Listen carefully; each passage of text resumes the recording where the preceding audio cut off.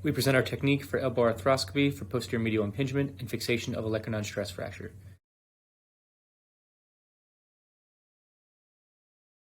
Patient is placed in the lateral position and the surgical landmarks are marked. Posterior elbow arthroscopy is performed via posterior lateral viewing and central working portal, and synovitis is debrided. The tip of the Olecranon is identified, and the shaver will then work medial to identify the bone spurs and the area of impingement. Care is taken to protect the ulnar nerve in this area. Note the loose osteophytes, which are frequently encountered in patients with posterior medial impingement. Oftentimes there are soft tissue attachments which are making the pieces adherent to the Olecranon bone.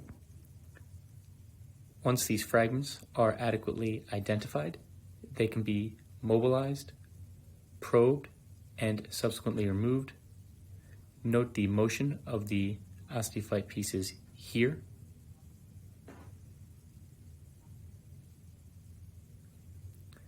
Probe is then used to release the soft tissue attachments and elevate the fragments for ease of removal. It can be difficult to remove these via the posterior portal, so the instrument can be moved to the posterior lateral portal to negate the triceps tendon, which can make full removal difficult. Elevator can be used to elevate any remaining fragments for further removal. Oftentimes in throwing athletes, the Olecranon tip can be overgrown, causing block to full extension. In this case, we utilize a 1/4 inch osteotome to resect a small amount of the tip of the Olecranon, seen here. Care is taken to not plunge too deep to the osteotome, as this can cause damage to the articular cartilage. Once this piece is freely mobile, it can be retrieved with a grasper and removed. Care is taken to not perform excessive resection, as this can lead to instability of the elbow. Once osteophytes have been fully removed, a bone cutting shaver can be introduced, and the tip of the Olecranon and posterior medial Olecranon can be contoured to remove any remnant bony impingement.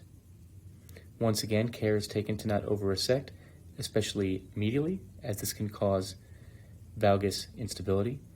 Elbow is taken through a range of motion to ensure there is no ongoing blocked motion and no ongoing impingement. The burr can be introduced once more, and any remaining bony contouring can be performed to a stable, well-contoured rim.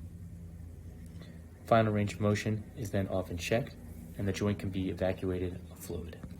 In this case, the player also had an Olecranon stress fracture. The central posterior portal was utilized, and a guide wire for a headless cannulated screw was placed, spanning the fracture.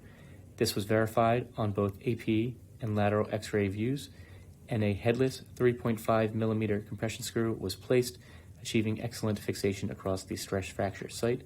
Final radiographs are seen here, as well as the osteophytes which were removed from the patient's elbow. Thank you.